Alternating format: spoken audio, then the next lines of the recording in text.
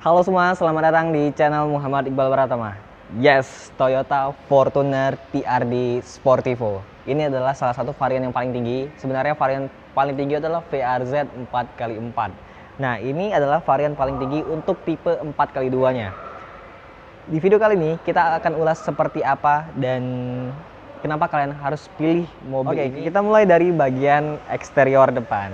Well, ini adalah mobil yang super ganteng, bisa dibilang salah satu SUV leather frame yang paling laku di Indonesia. Saingannya kalian pasti sudah tahu Pajero Sport yang beberapa bulan kemarin itu mengeluarkan versi yang facelift-nya, dan ini diluncurkan di tahun 2020 kemarin. Nah, dari bagian eksterior depan, grillnya kalau kita dibandingin dengan Fortuner yang sebelum facelift, ini sedikit lebih membesar dengan desain-desain yang lekuk-lekukannya itu keren. Dan di sini juga aksennya sekarang bukan menggunakan black gloss, dia menggunakan aksen yang chrome-nya itu dark chrome, jadi chrome yang hitam, jadi kelihatannya itu bener-bener elegan tapi tetap ganteng mobilnya. Kemudian dipaduin dengan list di bagian sini yang berwarna merah, dan dilihat di sini ada kamera 360. Jadi di depan itu ada kamera, kanan kiri sama belakang. Dia itu membuat round view 360. Yang tipe TRD sudah memiliki fitur tersebut. Dan untuk yang varian VRZ 4x2, sayangnya memang belum dilengkapi dengan fitur kamera 360. Nah, dari bagian lampunya sendiri, dia tetap sama. Dia menggunakan B-beam LED. Jadi untuk lampunya itu dilengkapi dengan proyektor LED, low dan high beam. Kemudian kalau yang versi sebelum facelift, itu di RL-nya itu di bagian atas nih, alis. Kalau sekarang dia tuh di bagian bawah. Kemudian di sini fog lamp, kalau dulu kan masih pakai halogen, sekarang sudah menggunakan full LED. Dari depan benar-benar keren sih mobilnya. Kita lihat dapur pacu yang digunakan oleh mobil ini. Kita lihat mesinnya. Wah, ini mobil yang benar-benar tangguh sih. Oke, ini tinggi banget. Tinggi saya 170 cm, masih jinjit untuk naikin kap mesinnya. Ini unit mesin 2400 cc turbo diesel dengan tenaga 150 HP dan torsi 400 Nm. Ya, memang bukan tenaga yang paling besar, tapi ini sangat membadai sekali untuk penggunaan di luar kota maupun dalam kota.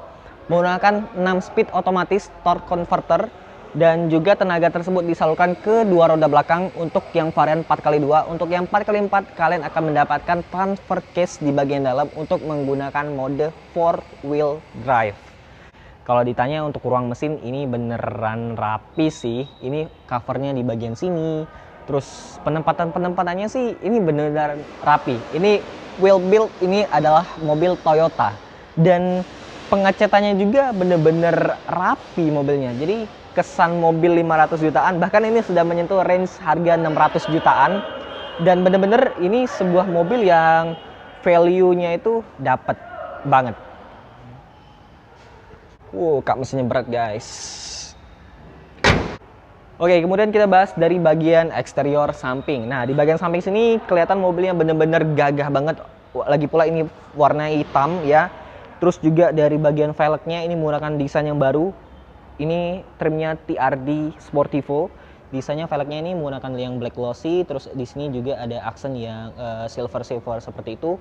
Ukuran bannya ini di 265, dan aspek rasionya ini menggunakan 60 dengan ring 18 inci. Bannya Brixton Dweller. Nah, ke bagian sini lagi dia ada footstep di sini. Ya, ini beneran mobil yang gagah ya. Mobil yang heavy duty. Jadi wajib punya footstep, jadi membantu kalian untuk akses ke dalam kabinnya. Jadi seperti ini. Ini kuat footstepnya. Kalau bilang ini footstepnya jelek sih, itu sebenarnya fans Pajero ya, karena Pajero itu kan kelihatan lebih menyatu dengan bodi mobilnya. Tapi sebenarnya ini juga keren. Ini warnanya itu doff, senada dengan warna mobilnya. Dan kemudian sih di bagian sini tetap ya ciri khas Fortuner yang generasi kedua ini, dia ada list chrome yang memanjang sampai ke bagian sini. Dan di sini juga siluetnya itu diperlihatkan di kuncinya. Untuk akses kuncinya sudah menggunakan keyless marquee, dan sini juga untuk handle-nya sudah pakai yang chrome, spion, auto retractable mirror. Di bagian atas ada roof rack ya, berwarna silver, dan ini asli, ini kuat, bisa digunakan untuk bawa barang. Dan well, ini keren banget sih, mobilnya ganteng. Kita ke belakang. Sekarang kita di bagian eksterior belakang. Nah, desainnya kalau kita lihat ya, yang berubah itu adalah dari bagian headlampnya. Sekarang tuh kelihatan lebih bold, lebih besar untuk dari bagian LED bar di bagian lampu belakangnya. Terus lampu senya itu di bagian tengah sini full LED. Yang lampu halogen cuman di bagian lampu mundurnya. Kemudian dari bagian secara overall keseluruhan, di sini dia pakai yang aksennya itu chrome yang gelap. Kemudian ada kamera mundur di bagian belakang yang terintegrasi dengan kamera 360 juga.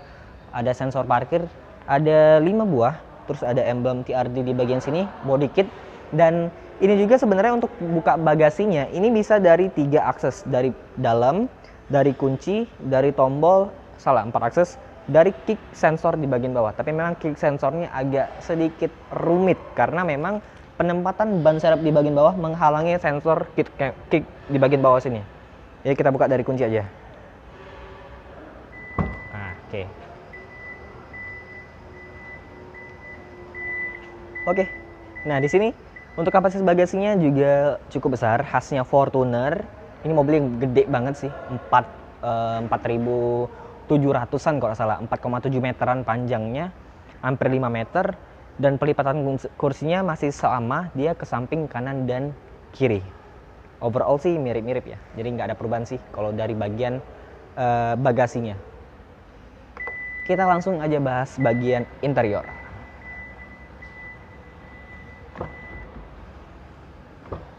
Oke, naiknya pakai gaya mobil leather frame biasa. Wah, serasa jadi penguasa kalau pakai mobil ini. Kunci taruh sini dan kita bahas interior.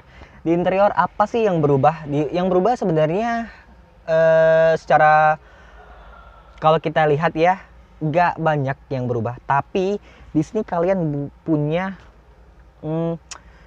warna material jok dan juga dari pemilihan kulitnya di door trim dan juga di atas speedometer itu menggunakan warna yang full black. Yang sebelumnya itu menggunakan warna coklat tua. Kesannya sih lebih mewah dan juga lebih sporty karena trimnya ini TRD Sportivo. Sayangnya adalah yang sangat disayang-sayangkan adalah nggak masuknya varian Legender di Indonesia. Varian Legender itu adalah varian yang benar-benar menggugah sih kalau kita ada di Indonesia. Dia juga cc-nya meningkat 2800 cc dan tenaganya luar biasa besar daripada yang versi sekarang. Ya berharap saja untuk kedepannya mungkin Fortuner yang generasi ketiga itu varian-varian yang spesial yang ada di Thailand itu masuk ke Indonesia. Oke, dari bagian sini sih untuk dari bagian speedometer di sini speedometernya, oke, dari bagian speedometernya di sini bisa dilihat ini well dia corak warnanya itu berubah. Terus juga kalau kita adjustment di sini dia pengaturannya tetap sama ya, tapi ada pengaturan untuk melihat kemana roda ban kalian bergerak. Jadi di sini tampilan di bagian sininya. Dan mungkin ada beberapa fitur-fitur tambahan lagi ya yang ada di sini. Tapi overall sih sama aja. Terus dari bagian setirnya di sini sih kalau setirnya dia pakai yang modelnya itu kulit dibalut dengan ada aksen kayu yang doff seperti ini warna hitam. Ada pedal shift kanan dan kiri, terus ada cruise control di bagian sini, ada pengatur MID, ada pengatur audio di bagian sini. Tapi secara bentuk setir dia tetap sama. Kemudian perubahannya lagi dari bagian head unit. Head unitnya cukup membesar dengan tampilan interface Toyota yang paling baru. Dan yang disayang-sayangkan adalah belum ada Apple CarPlay dan juga Android Auto. Kebanyakan mobil Toyota sekarang itu nggak punya sistem aplikasi tersebut. Tapi dia sudah dilengkapi dengan e-money. Kalau kalian bisa cek e-money di sini. Dan ini saya rasa adalah mobil bukan salah satu sih, mobil satu-satunya di dunia yang punya fitur NFC seperti ini untuk cek e-tol ya. Tapi hanya bisa e-tolnya yang mandiri. Jadi untuk yang BCA dan kawan-kawan itu belum bisa. Ke bagian bawah AC-nya masih sama, belum pakai yang dual zone, masih single zone. Pengaturan AC-nya lengkap, nggak ada yang dikurang-kurangin. Soket lighter ada, Terus di bagian bawah sini ada fitur baru lagi, dia bisa wireless charging. Bentar guys, kita ambil dulu HP yang bisa support wireless charging. Tinggal taruh HP-nya di sini. Nah tuh, langsung charge di sini. Jadi dia ada fitur wireless chargingnya. Di sini ada 2 buah cup holder, terus aksen di bagian sini juga jadi hitam-hitam doff seperti ini untuk aksen kayunya mewah. Ada mode berkendara dan ada stability control. Jadi untuk all type Fortuner dari tipe G sampai tipe paling tinggi sudah dilengkapi dengan stability control, traction control, dan juga hill start assist yang menjadi standar. Dan well, sebenarnya sama-sama aja. Dan di bagian sini juga kalian akan dapat spion yang auto dimming, upgrade dari yang sebelum facelift. Kemudian tempat kacamata standar, lampunya full LED juga standar. Dan pengaturan jok yang dulu itu hanya di sisi driver yang menggunakan automatic, tapi yang sekarang juga di sisi kursi penumpang depan juga menggunakan yang electric seat. Tapi untuk varian yang TRD Sportivo aja ya, sampai yang varian paling tingginya VRZ 4x4. Untuk tipe yang di bawah masih secara manual. Oke, di sini juga perubahannya, monitor di bagian tengah juga ukurannya cukup besar, berbeda lagi, dan ya masih sama semua sih di sini. Kita lanjut ke bagian belakang. Nah, kelupaan, kita coba engine start terlebih dahulu. Waduh, ini mesinnya gagah guys. Ya mesinnya diesel ya, masih cukup terasa sampai ke dalam, tapi sebenarnya ini mesinnya cukup halus untuk mesin-mesin diesel modern sekarang. Oke, kita ke belakang. Oke, sekarang kita ke belakang. Nah di belakang sayangnya dia nggak ada pegangan di bagian sini, jadi kalian harus naik seperti biasa. Tapi kalau untuk orang yang tinggi ya nggak masalah juga. Oke. Kita hidupin lampunya sudah pakai yang LED, keren banget sih di sini lah, nuansanya mewah ya. Walaupun nggak ada sunroof. Kalau orang bilang tuh lebih pilih Pajero dibandingkan Fortuner karena Pajero ada sunroof. Yang nggak juga, Fortuner lebih mewah interiornya, jauh lebih mewah. Nah, di sini ruang kaki aman. Ini untuk kursi yang paling mundur ke belakang. Kalau dimajuin ya sisanya segini. Dan ini juga bisa di reclining. Jadi posisinya bisa rebah, nyaman. Untuk kelengkapan fiturnya, di sini kalian dapat armrest, tapi ini nggak bisa dibuka karena masih plastikan. Mobil ini akan di delivery ke konsumen. Kalau kalian orang Palembang yang pesan mobil ini, mobilnya sudah direview di channel Muhammad Iqbal Pratama. Oke, di bagian atas ini pengaturan AC-nya sudah menggunakan yang digital, jadi mewah. Terus juga ada pengaturan yang autonya di sini. Kemudian di bagian konsol tengahnya kalian akan dapat soket 12 volt, laci penyimpanan, dan di bagian sini polos. Dan untuk ukuran tunneling di tengah sini minim, jadi nggak terlalu tinggi karena memang sasisnya mobil ini menggunakan leather frame. Untuk AC, kalian akan dapat AC yang benar-benar full dari bagian depan, penumpang tengah, dan penumpang belakang juga dapat AC. Dan ini nuansa kabinnya sangat cocok sih kalau harganya sudah di atas 500 jutaan dengan kemewahan fitur Fortuner yang sekarang.